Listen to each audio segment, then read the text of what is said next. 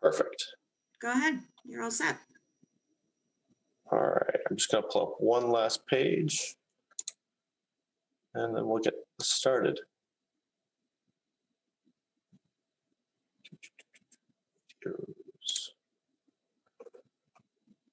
All right, let's share screen. And I just want to test that I can share sound real quick. Can somebody let me know if they can hear this? It is going to be chilly, so make sure you dress warm, maybe even. Yes, we can. Perfect. Okay.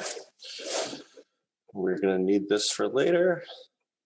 Where's Carla's nice storm update? There we go. And now let's start the presentation. Perfect. So I just want to know what everybody's looking at. Can you guys still see me in a small little box along with the presentation as the rest of the full screen? Yes. Yes. Perfect. Awesome. Hey guys, my name's Andrew. I work at 475 Consulting Group, a firm started in 2019 with my then partner, Jen Leeper, to help campaigns overcome their content needs. What that basically means is we do a lot of consulting for communications. We create a lot of the materials that campaigns put out, both for organic and paid media. But we don't focus on field as much. And I know there are other sessions in this process where you can learn about this. This is really to get you, to try to give you guys an idea about what you need to produce to address people and your constituents during a campaign. Can I just ask everybody here, what level of participation they're planning of doing and why they're attending? Do you guys want to help in other campaigns? Are you guys looking to run yourself for a municipal position? Help others. Well, do you want, I can start if you like. Please, Maggie.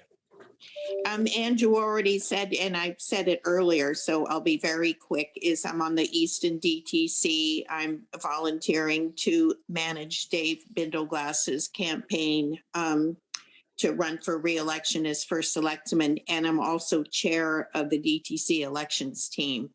And Andrew and 475 had worked with both the Easton DTC and Dave Bindleglass's campaign 2 years ago and 1 year ago. So anything we can learn from Andrew is hugely helpful. And I highly recommend listening to him and hiring him. I guess I shouldn't say that, but this is educational. Maggie, don't say that because I'm actually already booked up for this year. Anybody else have anything particular that they're planning to do with this, a position they want to run for, or at least the level kind of their involvement? Hi, this is Rob. I do a lot of volunteering on campaigns, and one of the things I always wonder is like, when you lose, people always point fingers, be like, it just wasn't our year. The district's just so red. And I kind of want to know like how are you supposed to run these things? How are we supposed to do it? So I'm hoping just to get a little bit of an understanding so that I could be more helpful to people. Awesome. Thank you, because this is really helpful to me, and it will obviously tailor what I am able to give back to you guys with this. Anybody else?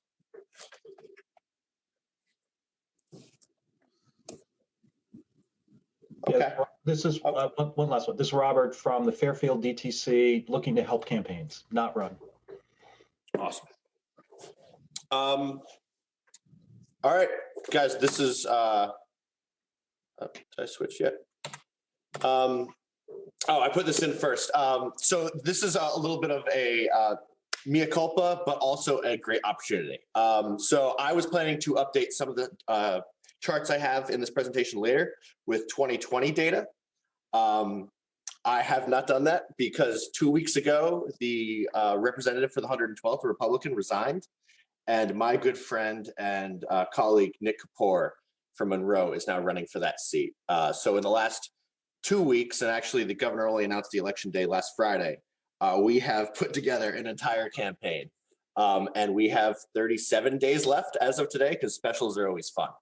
What that means, though, is that there is currently a campaign going on which is looking for volunteers. And if you guys want to reach out and get involved and kind of see behind the scenes of how things run, I am super happy if you guys go over to his website, fill out the volunteer form, say, I had Andrew at the session at Newtown Training School. I'd really like to learn more about campaigns and help out. I'd be happy to get you guys in the meetings, the team meetings, so you can at least just see what goes on and how we approach these kind of things. And then the first thing I want to do is just tell you guys just about some nomenclature so that we can, have a better discussion. When I talk about reach, it's the total number of individuals who have encountered a piece of content. So some people might view a piece of content twice. That does not matter to your reach number. It's just the total number of distinct individuals. Unlike impressions or views, which refers to the total number of times somebody's seen something. So for instance, a lawn sign on the side of a road might, reach 2,000 people, but it probably has like 40,000 impressions, 50,000 impressions, because people just see it so many times driving back and forth. And finally, engagement is mainly a digital metric. It measures how many times people interact with a piece of content. So that's a like, a share, a comment. It even counts for if somebody goes in and turns on the audio or presses pause or play again in a Facebook, or if they there's an album of pictures and they actually decide to click through and look at all the individual pictures. Say if there's 6, on Facebook, you'll see more. Instagram, you can swipe through. All that counts as engagement. So content operations. It's kind of the new term that campaigns have started using in the last decade to address the exponential increase in the amount of media a campaign has to produce to adequately service all the different communication channels that are now available. 15 years ago, you needed a lawn sign, a walk card, a couple mail pieces, and that was, not much more. Now we are looking at the minimum pieces of media I'll create for a campaign is in the 50s. And there are, when you include social media posts that the campaign, we advise the campaign to produce themselves, we're deep into the hundreds. So it is a monumental task. This session is not about how to brand your campaign or about, what specific communication points to make. This is about the tools and the environment surrounding these new communication channels so that you can more intelligently talk about it. And also, hire people that you need to provide some of these services and just be more informed about what you are expected to accomplish throughout the duration. One of the things that I think is amazing, and again, this is my mea culpa. This is a 2018 chart. I didn't pull in the 2020, but it still proves the point, is that everybody consumes an amazing amount of content. So what this is Nielsen data from Q3 2018. This is segmented by age demographics. So you have all adults on the far left. Sorry, can you guys see my pointer or not? I could see the pointer. I don't know. Okay, awesome. Yes. Yeah. So this is the average adult in America consumes over 10 hours of media a day. And that is TV, radio, TV connected devices, internet via computers or smartphones or tablets. And so basically we are machines, and this has only gotten worse over the years. And I suspect now during COVID, we are all pushing over 11 hours at least. But it also means that we are consuming a huge amount of information. And even people who are 65 plus, if you see here in 2000, this is 3 years ago now, or really 2 years ago, we're consuming up to 2 hours of internet time a day, an hour and a half on a smartphone, another 20 minutes on a computer. And that's you're 65. So basically everybody is consuming media. And this is going to talk to this whole presentation to talk about how we can reach these individuals. Because basically it's now a numbers game. You can't just send out 5 mailers each getting, so say if we're using here a House district campaign for our approximate numbers, just because I didn't know what size campaign people should be working on. I think it's a nice, I would say it's like somebody running for a first selectman seat in a town of 15 to 20,000 people, or obviously a House seat, which represents about 23,000 people. It's a nice middle ground. But you can't just send out 6 mailers anymore, each, reaching one individual when they get it in the mail, 5,000. So that would be 30,000 impressions. Now with these new channels of communication, you have the ability to reach people, not just hundreds of thousands of times, but millions of times. The one number I didn't put up here is on the average campaign, we texted people about over 10,000 times. You can see here, 5,000 postcards, 2,000 base letters, over 10,000 mail pieces, search ads over 10,000, display ads over 1 million, video ads, getting into the 200,000 range. We definitely did more than that with some of these campaigns this last year. And then when it comes to social media, these are 3 of the campaigns I worked on this last year, which I would consider active. They each got, 130,000, 140,000, 150,000 organic impressions on social media. Organic is the difference between paid. It means we did not pay for their promotion. That means that their own content organically reached that many individuals. By paying then for social media, to boost social media posts, we were able to increase that dramatically. But with just a budget of about $35,000, we're talking about hundreds of thousands, if not millions of contacts. So the game has really changed. I gave you guys all a copy of this generic budget. We're not going to go through it line item by line item. I know it's small on the screen.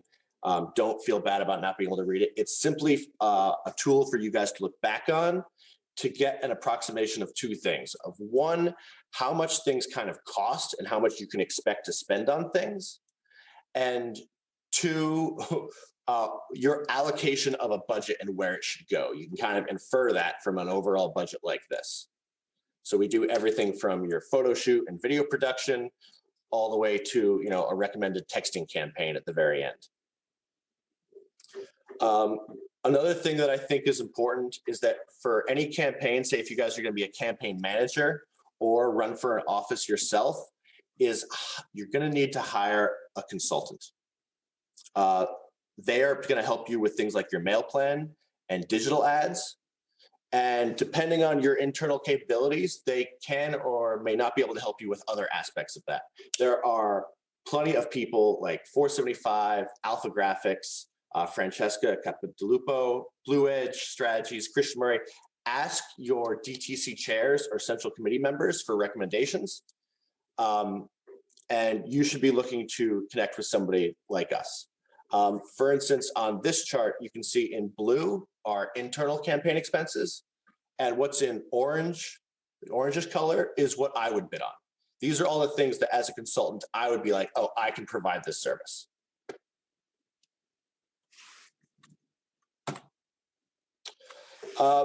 First step that I strongly recommend for any campaign, which really smooths out the rest of this whole process where we talk about creating content and addressing these new channels of communication, is do a photo shoot. There are 2 people listed here that I love. Simply Paws Photography is based here in Newtown.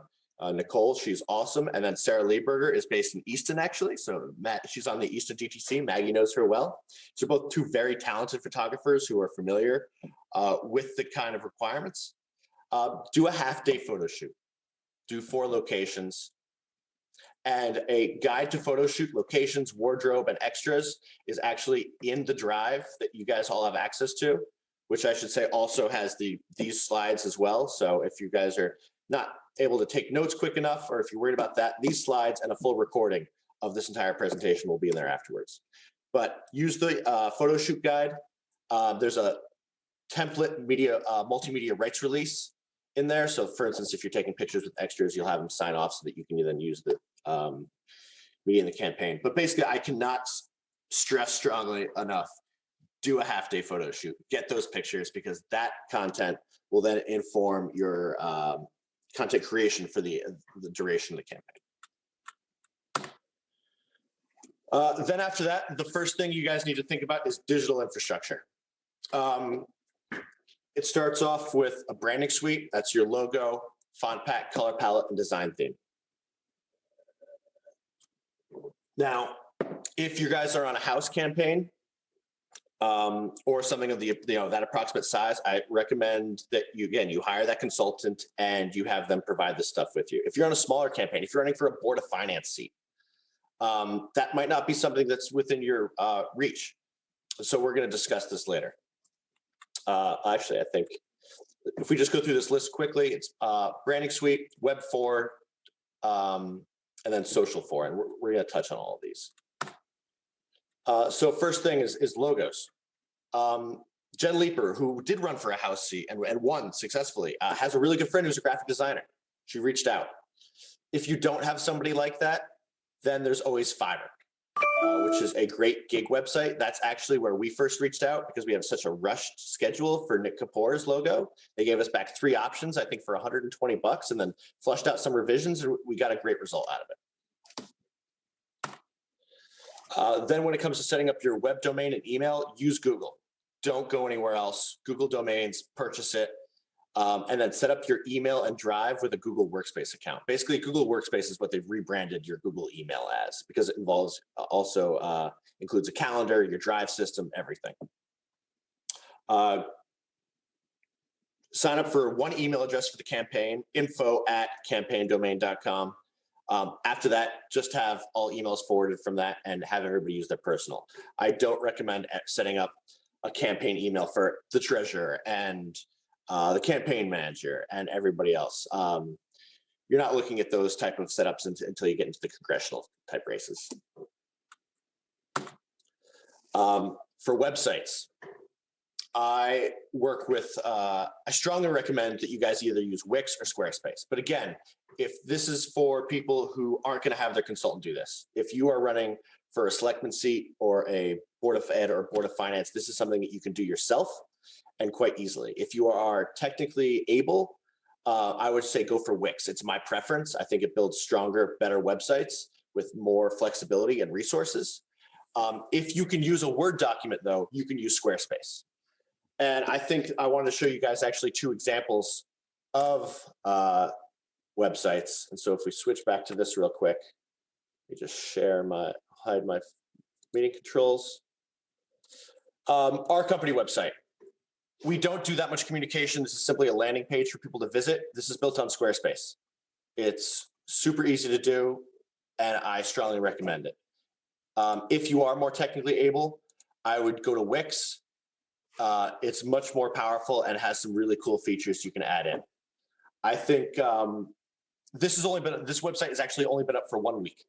It actually launched last Saturday morning. We have had over 1,000 people visit it from the 112th, or at least the 112th, anybody else who's interested, and over 35 volunteers sign up on our page. These channels are immensely important to building up that campaign team for the rest of the work you're going to do. That said, websites are not content hubs. They should be thought of as ClickFunnels.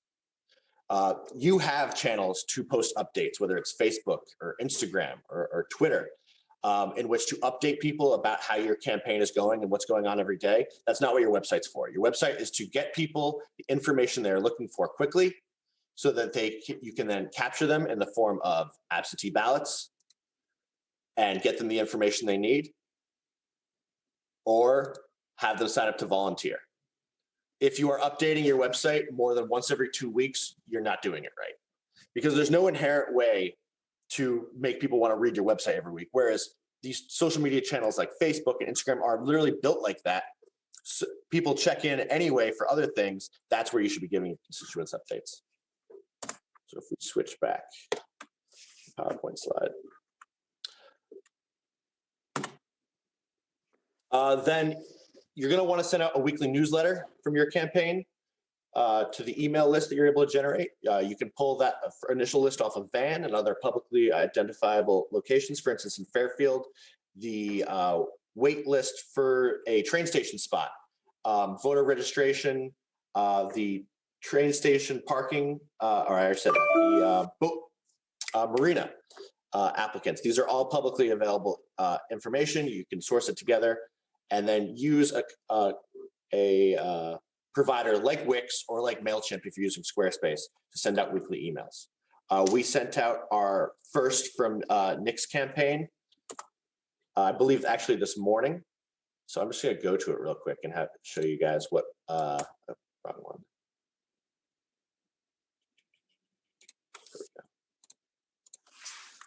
Even though we're using Wix for his, which now has the ability to email, that's rather new. So we're still using MailChimp right now. Log in. Oh, doesn't want me to. All right, guys. Well, I take that back. We're just going to see his email the other way. I'm going to show you guys a test of it real quick.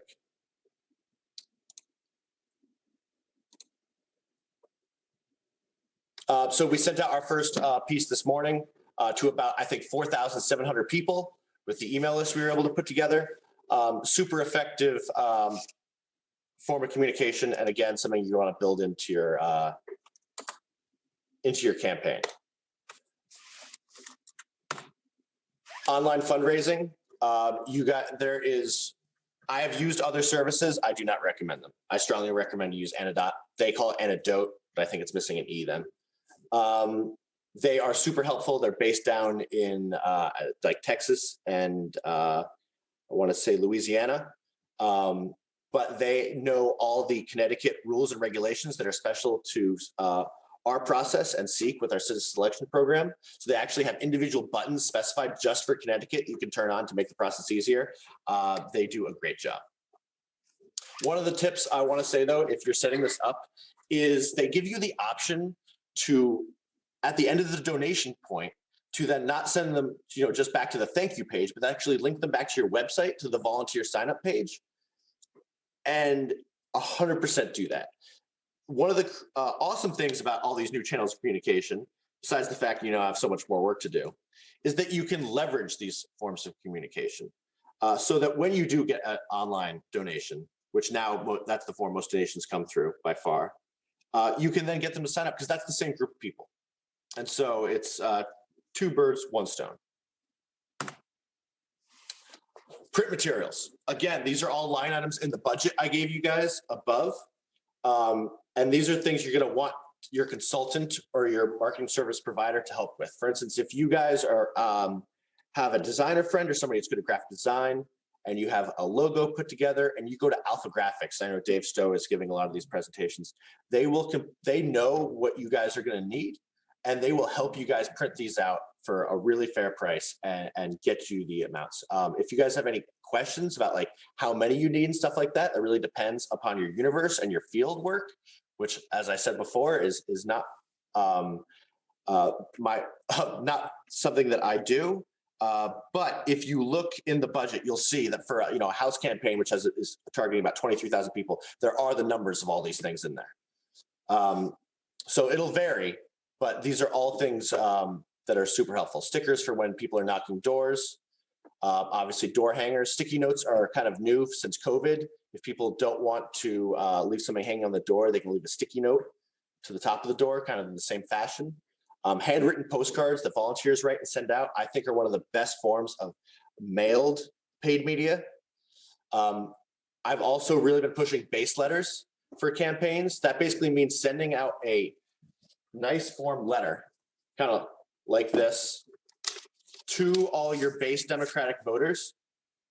And this can accomplish one of two things: either introduce a new candidate who's running for the first time to that base, or, for instance, in Steinberg's campaign, we targeted new registrations over the last 2 and 4 years. People who were new to town, who are most likely Democrats or are Democrats, but haven't been introduced to Jonathan yet as they're new. A mail plan. You're going to want a consultant for a mail plan unless you're a small campaign and only plan on sending out kind of one piece.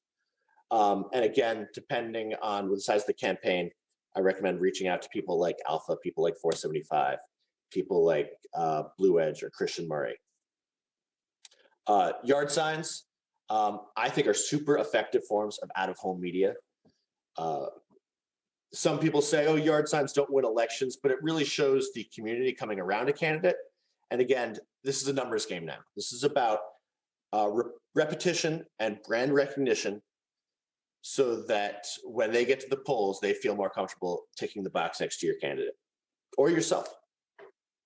And something that's come up and now used by every campaign I work with in the last year is large QR codes posted on the back of clipboards for anybody knocking doors. Obviously, when we're knocking doors, we're being conscious of being socially distant. So a large QR code on the back of a clipboard gives people the opportunity 10 feet, 6 feet away at their front door to just simply turn on their camera, scan, and get directed to the campaign website without having to physically transact or take any piece of material.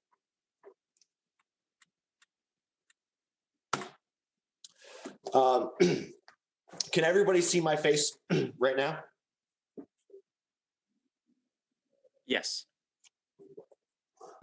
So now I believe that COVID era has increased the rate of disruption. Obviously, we realize that there have been less real world events and everybody's now meeting and holding events through Zoom, just like we are right now. And I think it's important to remember that any candidate doing that will be doing the exact same thing. They'll be meeting new people. They'll be giving impressions to new people over digital video. And I think that you need to prepare for that.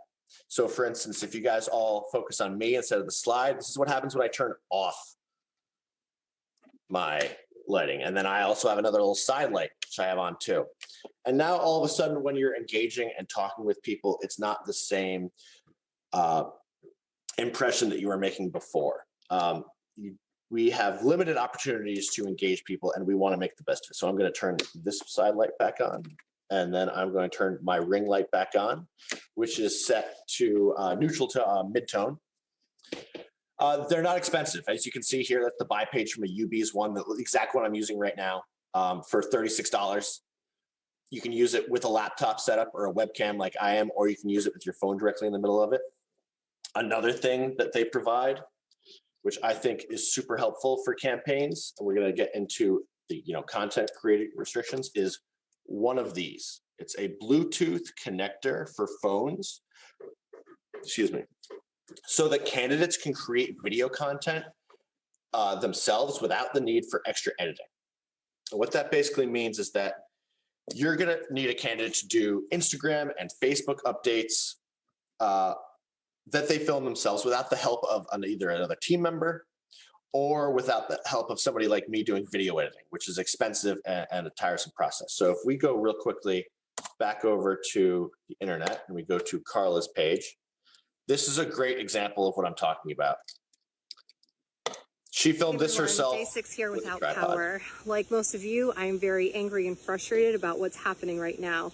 We increased our electricity rates to ensure that something like this would never happen to our infrastructure. That clearly did not happen.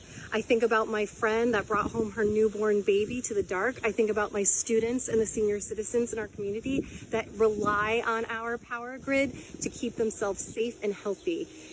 We need to make sure that we hold these companies accountable. And when I'm up in Hartford, I will work so hard to make sure that this never happens to us ever again. Hey, everyone. And so the reason that Carla was able to capture this piece of content, which was viewed 2,000 times in the next 48 hours, was because she had a tripod and one of these. There's no that finicky holding out, a profile or holding out your own selfie style, or there's no like pushing the button, if you can see my screen, like, oh, start recording, stop recording. We're going to go into later how much content a campaign should produce like this. And again, this is a cheap, effective piece of production equipment that everybody should have, whether you're running for a justice of the peace or a first selectman. When it comes to video production overall, this is kind of our standard, again, for the size of campaign I was talking about earlier, that 23,000 kind of constituents, about $35,000 budget. We tend to do 8 videos and split production as 2 half days. One 60-second intro piece, 2 30-second issue pieces. From the intro piece, we kind of get 2 very much abridged versions of it. One 15-second GOTV piece, which is your most important issue, and one 6-second bumper, in which literally it's those YouTube ads that you see that you don't even have time to skip because they're so quick, where the candidate just has time to say their name, what they're running for, and we're, hope to see you out on November, whatever the date is for this next year. This content will then inform not only what you put out on social media, but the digital ads you're able to run. And by conforming to these time constraints, you're able to service the most inventory, which means that basically different websites have different requirements for different lengths. You can do, say, for instance, you guys are familiar with skippable ads probably on YouTube. That's your 60 seconds and your 30-second. Your 15-second is you can pay a little bit more and actually force people to sit through that entire thing before they start their programming. And then finally, we also have the 3 30-second walk and talks or endorsements. So we usually come up for an event that you guys are having, whether it's an outdoor event in COVID, or whether it's a more traditional event, and we film something else later in the campaign with the candidate where they get to address an issue in a more informal, just kind of talk to the camera way, or we get some key endorsements from people around town.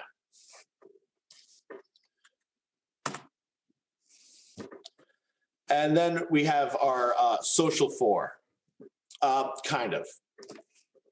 So if you guys look at the end of this, like I said, the presentation pieces are all in the folder. If you guys go to the very end, you'll see we've made videos on how to set up all these channels individually for campaigns. So if you don't know how to set up a Facebook page for a political campaign or Instagram page, go to the end, go to additional resources. We've literally made a video that walks you through the entire process. To go over it more briefly though, Facebook, Instagram are the key to organic engagement, to reach people who live in your district and surrounding area, friends and neighbors, is what you need to be posting to most often. YouTube, although people won't find your media organically, is essential because that's where you host your videos. If you're going to put it on a website, if you're going to run it in an ad, YouTube is where you need to upload everything so that other channels can then link to it. Twitter is something that we don't actually recommend that campaigns set up their own Twitter accounts anymore. If you're going to use Twitter, we recommend it be the personal account of the candidate. But that doesn't mean you can ignore it completely. If you guys, as we're about to go into, have a schedule for social media content that you're following, it does not hurt to post this content that you've already created onto Twitter as well. It's simply the opportunity cost is so low that you should be duplicating content on every channel available to you. And finally, TikTok. I don't know if anybody on here is familiar with TikTok yet. It's a video sharing form of social media that is really popular with the younger generation. I'd say the Zoomers right now, but it is growing in popularity quickly and it is coming. So I don't know whether we have 2 years until it's in every campaign or 4 years. If past history is an indicator, it's probably less. Like I would say 4 years ago, nobody was posting on Instagram, and 2 years ago, if you didn't, you were making a large mistake.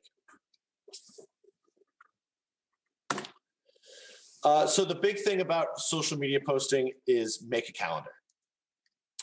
You should be looking to post at least 3 times a week, Monday, Wednesday, Friday. You can schedule these things in advance, early in the morning, 6 a.m. You do that so that you get the initial. Facebook uses a trailing average and past history to decide how many more posts to show your video to. So for instance, if you post your video at 3 a.m. and it shows no engagement for the next 3 hours as nobody's awake, then it won't do as well for the next 21 hours of the cycle. If you post at 6 a.m., you kind of get that first wave of people who the first thing they do is pick up their phone and look at their social media, and that will kind of carry you through the rest of the day. There is a new tool out now. Well, I say new, but it's been out there for about a year and a half in different versions of called Creator Studio. Everybody should be using this. It enables you to post to Facebook and Instagram at the same time, schedule things in advance. It basically services the niche that I think programs like Hootsuite used to take up. But obviously, this being an in-platform service, it is better integrated, and everybody should be taking advantage of it. And it makes your job much easier. So if you have a calendar, oh, I'm going to post this Monday, this Wednesday, this Friday. You do your work on Sunday night. You can actually go into Creator Studio, schedule it for both Facebook and Instagram for 6 in the morning on those days. And then the rest of your week is doing, maybe a little video update if something is happening important, or posting a link to a piece of news that's either applies to the district that you're running in or is of national importance. Another thing that everybody needs to be aware of is Canva. Canva is maybe by far the best tool to make social media content. It is a free digital design program. It's browser-based, so everybody can do it on the computer. It has free templates, and they even have a whole design school where they have short videos that will teach you how to use the program. It is the easiest editor by far that I have ever encountered. I stopped last year trying to create pieces in InDesign and Photoshop because, to be honest, it's just not time. It's not efficient use of your time anymore. Canva is a phenomenal resource. I strongly recommend that anybody who thinks about posting social media for a campaign checks it out and becomes familiar with its offerings. And I think they're now just trying to introduce video editing too, which is amazing that now we've reached the point in computers where we can do video editing through a web browser. I'm going to stop here for social media because, to be honest, I could go into this forever, and I actually am going to do that on March 20th at 11 a.m. I have social media, a deep dive, a different class that I'm going to present where we specifically go into more of the tools and tricks in order to make best use of these content channels.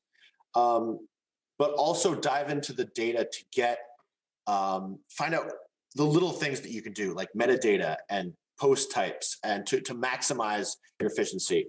It's just such a powerful tool to reach people that are geographically related to your campaign for free. As you saw before, the Average House campaign was doing like 40,000 organic views. If you tried to replicate 40,000 organic impressions with mailers, you'd be spending tens of thousands of dollars. This is something everybody can do for free if you just learn the ins and outs of it.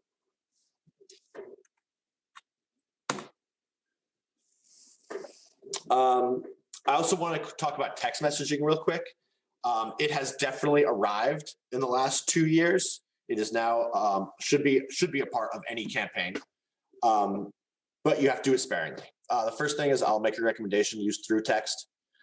If you go directly to through text and sign up for an account, they'll charge you $100 for a setup fee, and for political text messaging, they will charge you 8 cents a text. Your consultants, like me, will often offer services for texting, and we get. I'm not going to lie to you. We get a reseller rate. So don't pay more than 8 cents a text. I know campaigns before who have paid much more through their consultant, and that's, to be honest, just not fair. That said, if you need help pulling lists and they're doing targeting and creating, if they're doing the targeting for you, or if they're creating the content, or if they are actually doing the responses, that's one of the services we offer. We will actually take over the complete text messaging campaigns. You don't need volunteers to do it. We'll send every message by hand manually. We will respond to every message by hand. Then we will charge more. But if you're just paying for text messages, which your own volunteers are doing, and you're creating the copy for that, 8 cents a text is what you guys should be paying. Don't spam your district. Use it sparingly. For instance, I'd say the average time we text the whole district is maybe 3 to 4 times for the 2020 election cycle. And that was maybe a little bit more than on an average year because of absentee ballots. So we let people know possibly when the campaign first started, when absentee ballot applications are coming out and what they can do, what the deadline is to get them back or how they can get them back.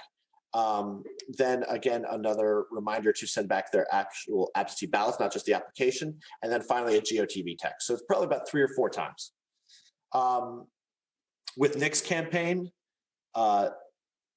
this one that I'm working on right now, the special, it's super interesting. We did an announcement text last weekend. Don't forget that you can also target with text messaging. So for instance, we are sending out a text this week targeted to only 18 to 25-year-olds, asking if they're at college and they want their absentee ballot application sent to a different address, and they need a stamp. And again, texting obviously works better with younger generations. I expect a high rate of response from that for something that's super important. But also you might want to consider taking out older people. I would say maybe over 77.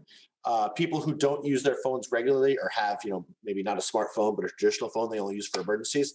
Getting an official sounding text message can be not a comfortable process. So if you guys are ever texting and say it's something official, an update, you might want to think about taking out the older part of your demographic. Again, like I said earlier, I think that campaigns or COVID is disrupting how campaigns normally occur. And I don't think that some of these disruptions we're going to only see for the duration of COVID. I think we're going to see this propagate into the future. So A/B chases is now something that texting is perfect for and so powerful for campaigns. If you just saw the special election in Stanford, the Democratic candidate there tied at the won by well over 60% of the vote, but tied at the polls and won by ABs. Now, I believe we have pending legislation in Connecticut to make the I can't remember what the term is. No excuse absentee ballot voting permanent. That would be amazing. And texting is a great way to chase these individuals, because you can go to your registrar's office and see if somebody has filed the application. So therefore, you can get that list, use Van, put it into your texting program, and then follow up. Be like, hey, have you sent it back? Have you sent back your absentee ballot? Do you need help or do you need more information? Another thing we started experimenting with this last year is sending media. So we've always been sending our websites, but now we're sending video links, YouTube links right in our text message. Hey, do you learn about this important information, this important issue that's affecting your town? It creates a way to do fast response or just to really hammer home a message. So for like Carla's campaign, we did a final GOTV comparison piece video between her and her opponent that we messaged to, I think, 4,000 people on the weekend before the election day. We quickly got over 1,000 views on YouTube. Just a really effective way to leverage these new communication channels. Digital ads. So digital ads, you're definitely going to need a consultant or a service provider, somebody like me, somebody like Alpha Graphics, I know now offers these services joint with the mail plans we were talking about earlier.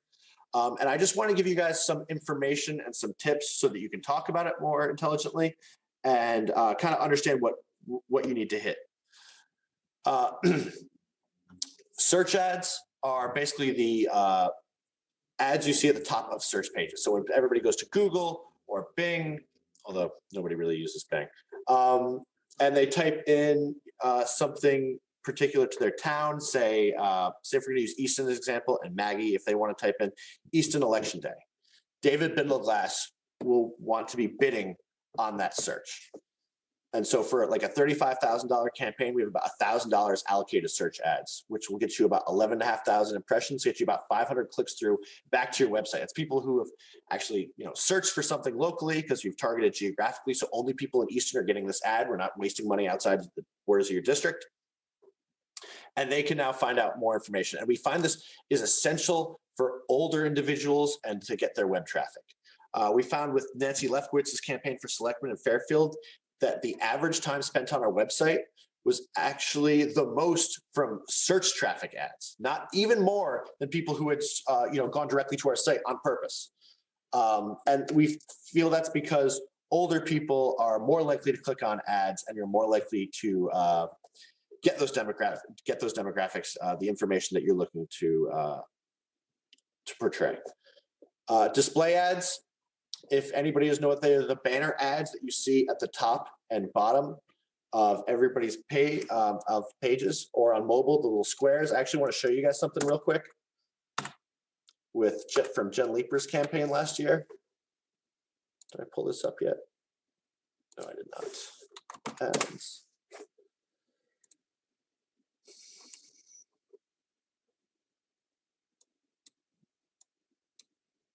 Sleeper.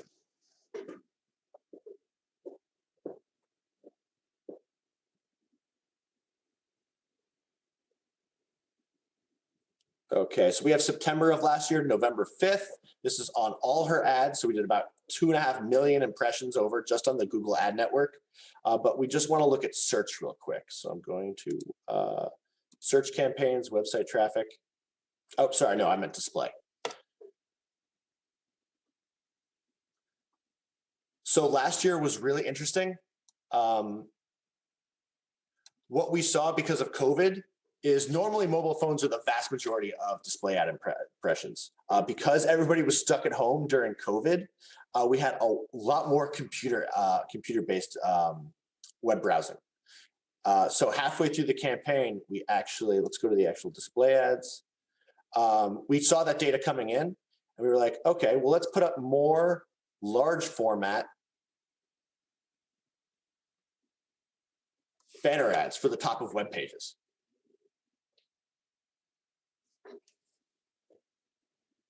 Again, this is about just repetition, getting brand recognition so that people are familiar with your candidate and feel comfortable about taking the box at the end of the day. And if you look at who this targeted, go back to the overview.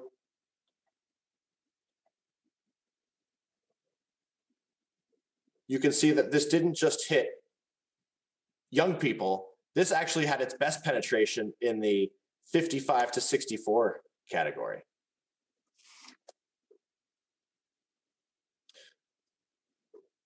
So I'm going to go back to our presentation. So display ads, I believe, are you will see clicks on all the different websites from Real Clear Politics to MSNBC to Breitbart News. This is display ads are your chance to reach people where they're inherently browsing content anyway.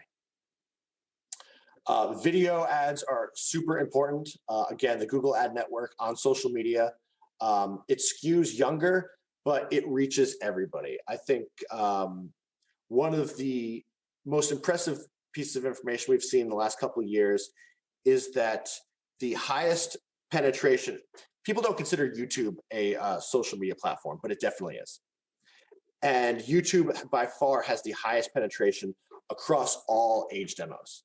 I cannot tell you the number of people who are 65 and older who watch it because they realize they can watch their old TV shows or specific, woodworking channels or little niche hobbies. And so YouTube has, and video ads have such immense penetration these days. And it's one of the best ways to create a positive brand image in a quick, or get across a critical piece of information in just a quick format. Social media advertising. Is it back? Is it not? To be honest, I believe it is. Facebook said that they were taking, Facebook, which is Facebook and Instagram, said they were taking out political advertising after the last campaign. Well, then they said they just extended through the Georgia Senate and runoff elections. And then this week, literally this past week, they were like, oh no, political advertising is coming back in full. So I do believe that's true. I can't say for sure it's going to continue.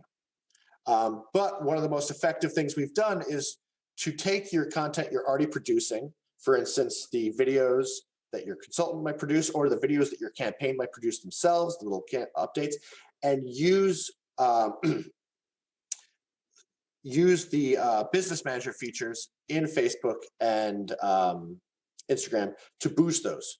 Again, targeted geographically to your district.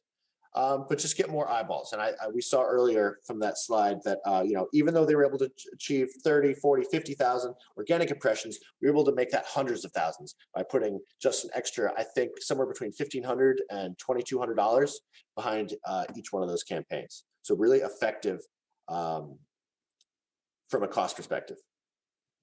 I also think that you guys shouldn't forget your local papers. And I think that it's important. A lot of people will, a lot of your local papers, if you still have a print version, I know a lot of towns have lost that, will do bundles where they'll give you a print ad and a digital ad packet on their website at the same time. I think it's important that we support the local journalism that we have left. But also it's a great form of geographic targeting. I think that people are used to and trust these channels in order to get their news. I can tell you right now for like Nick Kapoor's campaign, we are locking up their local patch and the Monroe Sun, the leaderboard position for the 4 weeks going out before the election.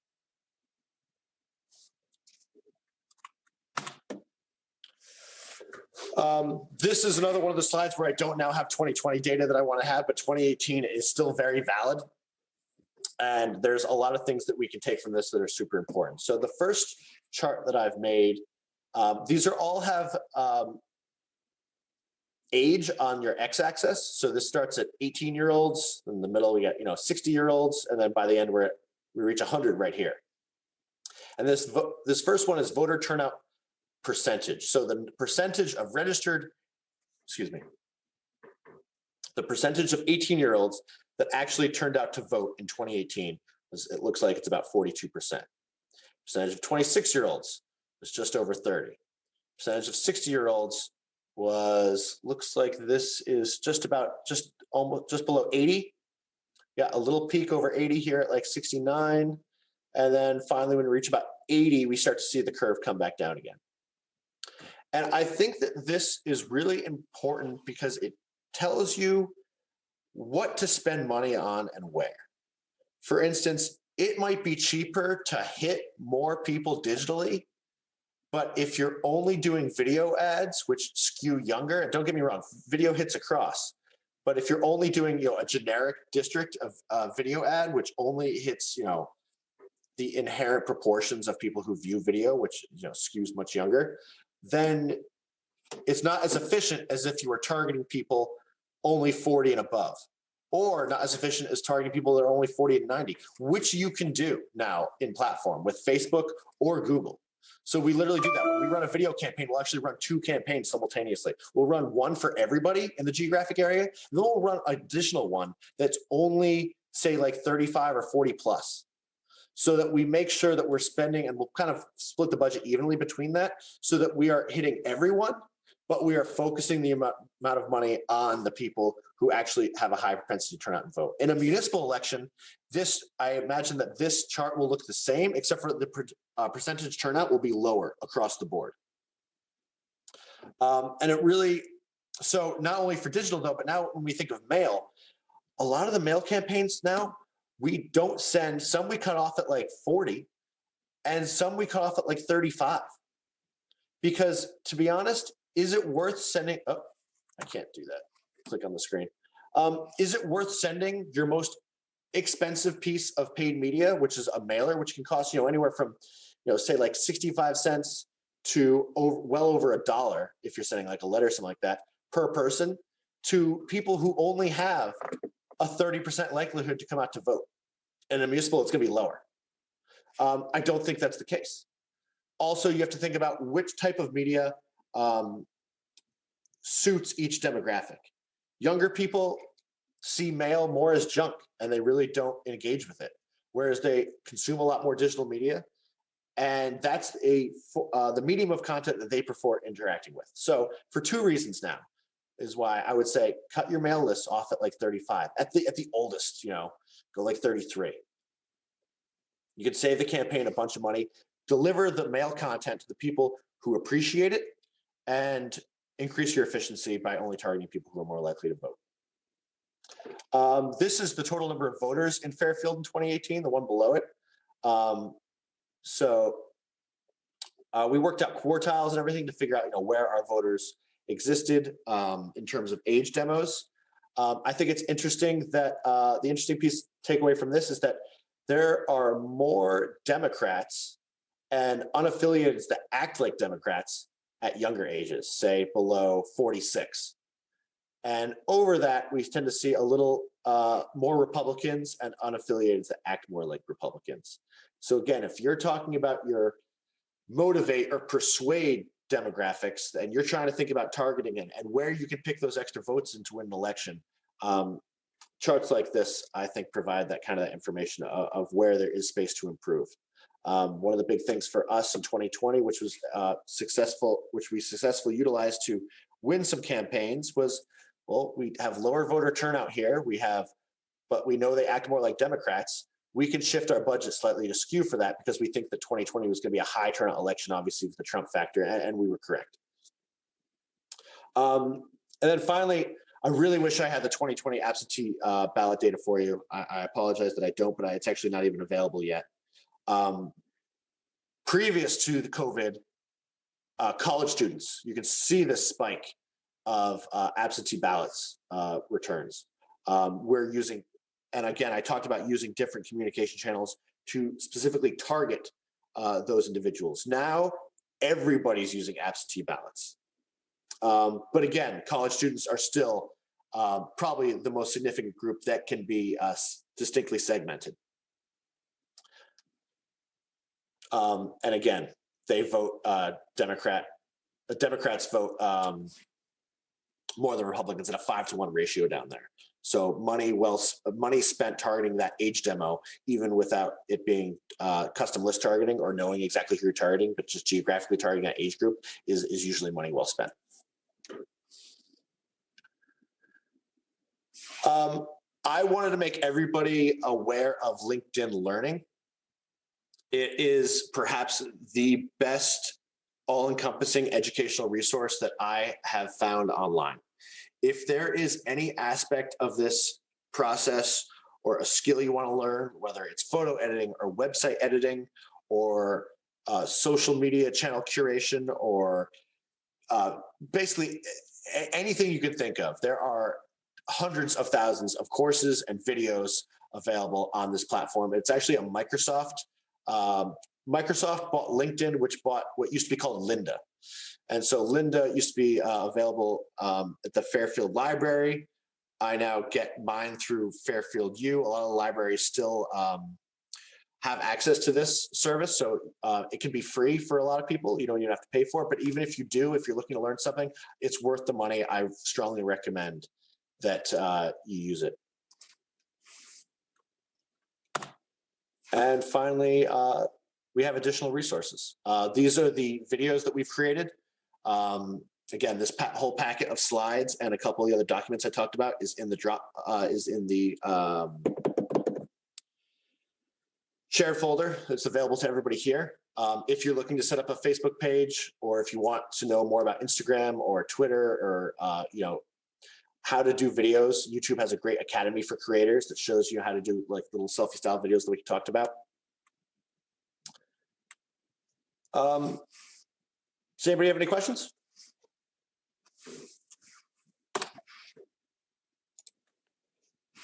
Yeah, real quick, I have a quick question. So like that was a lot.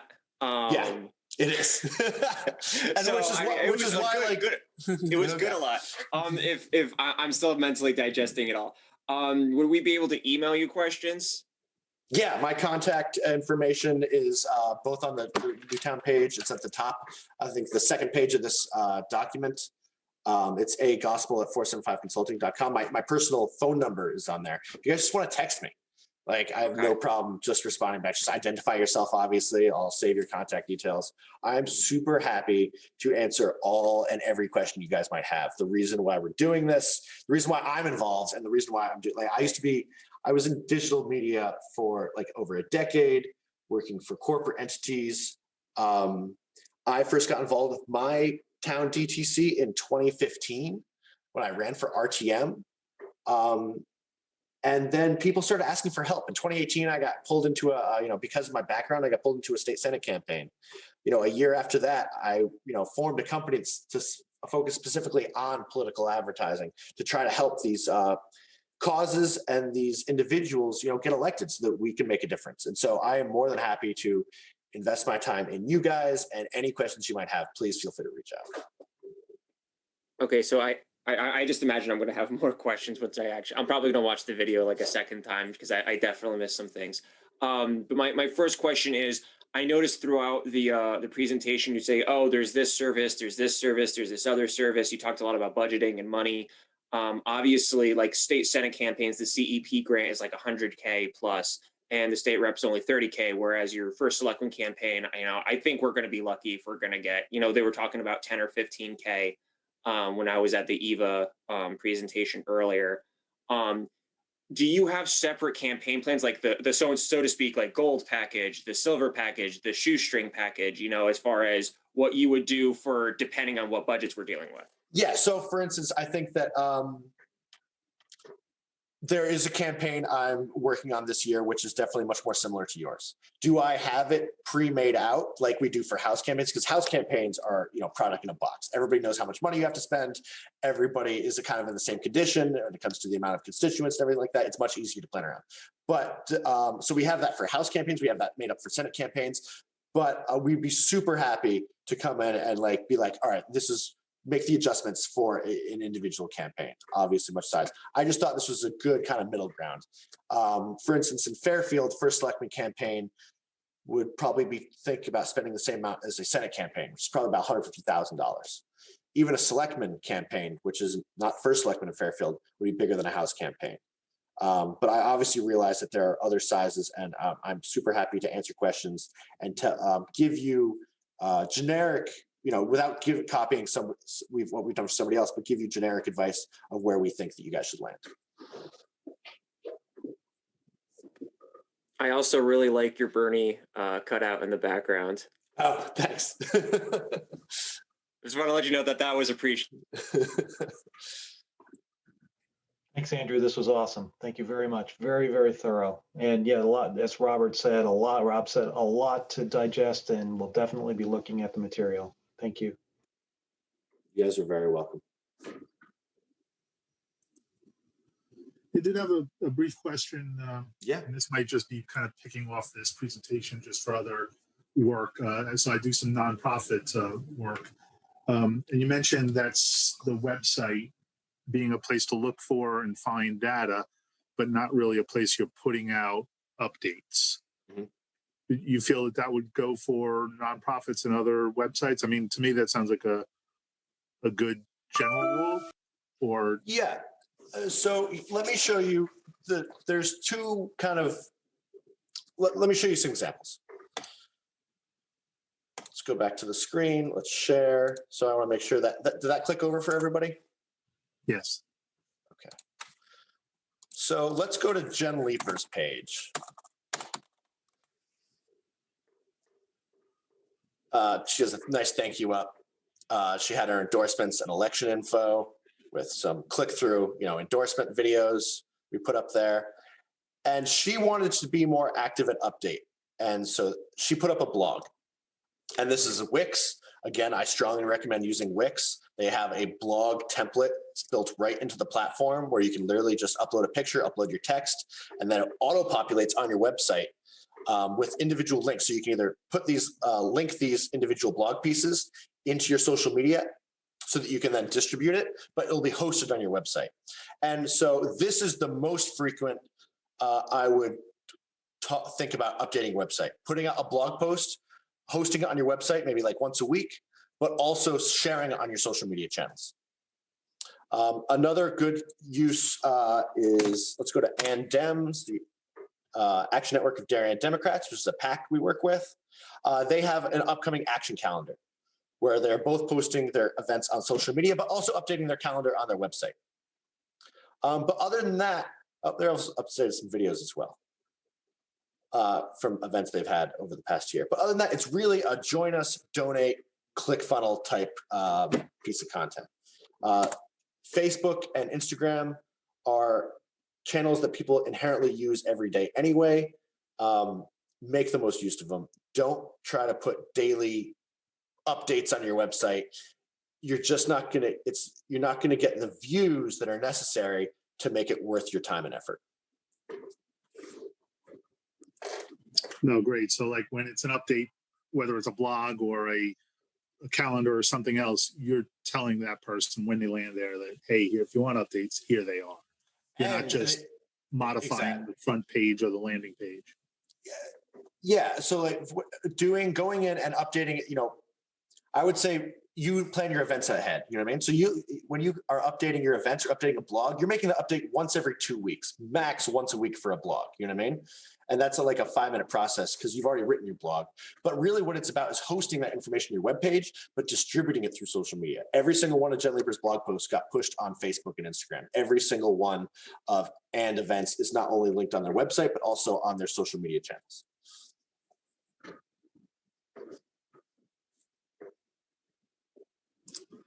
And while there's just one follow-up, I guess, on that. Yeah. So when you get to the older demographics, 65 and above, who might not be social media, might not be, really electronically connected, those updates and those details, recommendations on the best ways to reach out to that community. Older people definitely use social media, 100%. They don't browse with the frequency of younger individuals, but they use it. And when I say I don't mean obviously every single individual uses it, but on average, they definitely use it. I have, yeah, I do. Here, let me pull this up real quick. If I share my screen again. This, again, apologies for 2 years old data now, not the, I can throw, and this is small, so I can throw this into the drive afterwards. But this is the penetration of different social media channels across different age demos. And this is from 2 years ago. So we now know the average YouTube penetration is well over 85% overall for the US. Most older people are using Facebook, or at least use another person's Facebook account to get updates. I think for a lot of people, you'll find that couples will have one Facebook account between, kind of split between both of them. But obviously they're more used to getting mail. That's the medium of communication they grew up using, and that's what they're used to. So don't forget to mail to them. When I tell people what their budget should be, and I don't say, oh, mail is dead. It's not. It's super important, but it's also super expensive per piece. So use it wisely to target the people who are less likely to be online, or less likely to people see your digital ads, but also more likely to appreciate it. So we make sure, I think in the $35,000 budget we have above, we have at least 5 mail pieces going out, which we usually, again, cut off at like 35 or 44, depending on the budget of the campaign. But we're making sure we hit that demographic with those.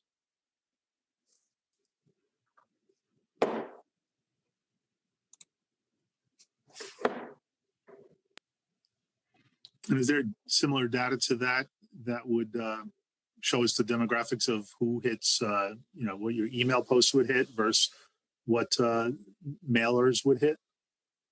Or is it opposite of what we see? I don't have it for email, but I would just general knowledge, I would say email penetration is high. I think everybody in this day and age has an email. Everybody under 75 has an email address, pretty much. I would say it's got to be, at least 85%, 90%. I don't want to be rude and start asking around the room how old people are and whether they have one. But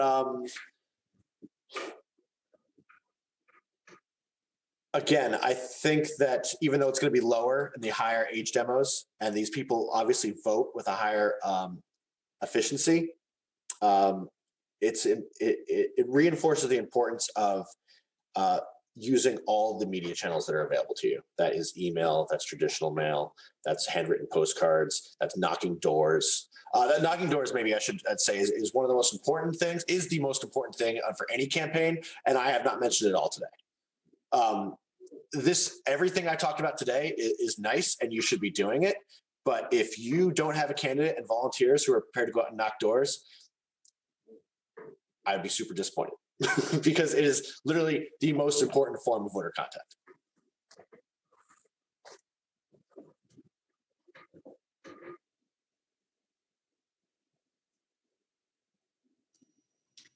Are there any other questions for Andrew? Andrew, did you have anything else? Nope. I guess I'll pitch my next class. I believe it's scroll back to it. It is March 20th at 11 a.m. It's a social media deep dive. It's again, we're going to go into deeper into the scheduling, deeper into the types of posts you'd be sending, both sorted by your videos, links, shared video, etc. But also the communication techniques you should be using moral, emotional language in order to increase engagement. And it should be really fascinating. I think it's fascinating. That's why I do this job. I at the end of the day, I think if you guys can tell, I'm a numbers guy, and it's just amazing the ability we have now to reach our constituents in ways that weren't imaginable a decade ago. Okay, well, thank you very much to everybody attending. Any last questions before we call it? Okay, well, thank you very much for attending. And Andrew, thank you very much for giving the presentation. You guys are very welcome. Like I said, any follow-up questions, please feel free to send me an email or send me a text if you ID yourself. And my last pitch, if you guys do want to get involved in a campaign, see what it is, go to Nick's website, volunteer, put, that I sent you there in the comments, and find out what it's like behind the scenes, because this is, we're doing a complete campaign in 45 days. It doesn't come, it is hectic, but it does not come along that often. Okay, thank you, everyone. Have a good day. Very cool. See you on the 20th. Thank you. Goodbye. Thank you. Bye now.